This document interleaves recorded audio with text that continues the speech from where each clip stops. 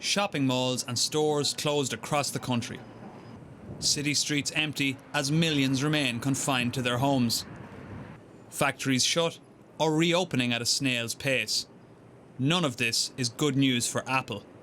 The world's most valuable tech company makes iPhones at various sites across China and also sells millions of them at stores around the country.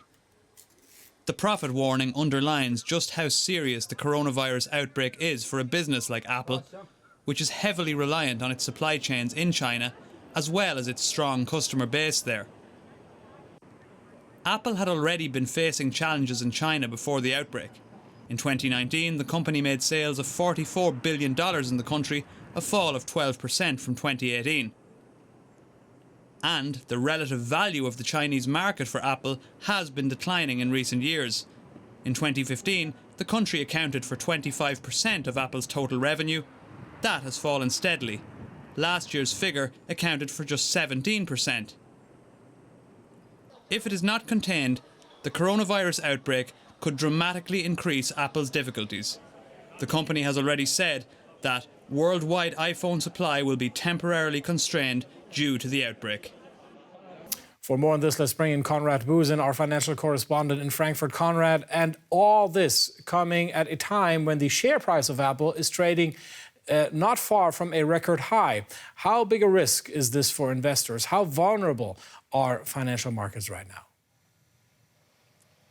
Well, Christoph, you're right. On the very high level that the share markets are trading on right now, of course, they are sort of vulnerable to setbacks and to profit-taking. But I can tell you, Christoph, generally speaking, investors are still also pretty confident that the negative impact, the negative economic impact of all this will eventually be limited and short-lived, and confidence that the governments are doing whatever they can to keep business going or help business to get going again. And what you just also reported, you know, this announcement by the government in Beijing to lift tariffs on medical products from the United States, that certainly is an indicator for this. Well, Apple is certainly not the only company that's seeing its supply chains disrupted here. Which companies from Germany are most in trouble?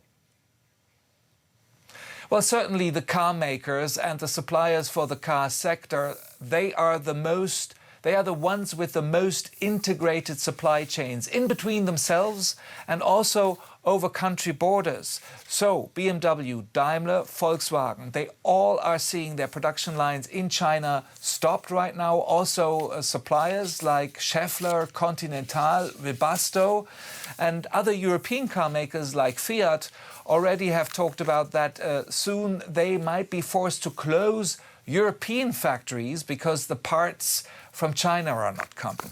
Konrad Busen in Frankfurt, thank you.